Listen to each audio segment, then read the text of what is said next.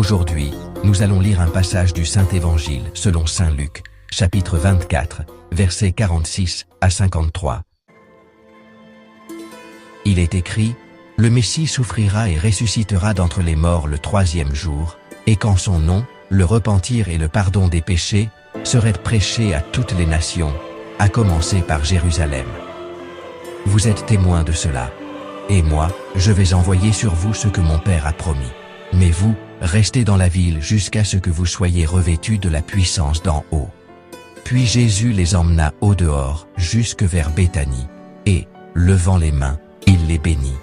Or, tandis qu'il les bénissait, il se sépara d'eux, et fut emporté au ciel. Ils se prosternèrent devant lui, puis ils retournèrent à Jérusalem, en grande joie. Et ils étaient continuellement dans le temple, à bénir Dieu.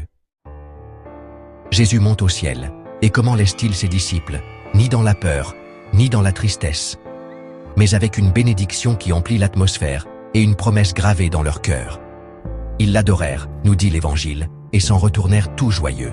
Oui, ils l'adorent, car ils ont enfin compris, celui qui monte au ciel ne s'en va pas, il demeure, plus proche encore. Jésus ne s'absente pas, Jésus inaugure une nouvelle ère. C'est le début du temps de l'Esprit, le temps de l'Église, le temps de la mission. Cet événement marque, dans l'histoire du monde, un avant et un après. Jusqu'alors, le Christ marchait à côté de nous. Désormais, il marche en nous. Le ciel n'est pas une séparation, c'est la promesse de retrouvailles. Et l'ascension n'est pas la fin, c'est le commencement de notre métanoïa, ce retournement intérieur profond, ce retour vers Dieu qui donne sens et direction à nos vies. Dans quelques jours, le Consolateur, l'Esprit Saint, viendra. Mais dès aujourd'hui, l'appel résonne. Vous êtes témoins de cela. Vous, oui, vous tous qui écoutez ce message. Jésus vous laisse une promesse, une tâche et une certitude. Il ne s'en va pas. Il est avec vous, en vous, marchant devant vous. Ne restez pas là, les yeux fixés au ciel, à attendre que les choses se fassent toutes seules. Allez par tout le monde et vivez en témoin.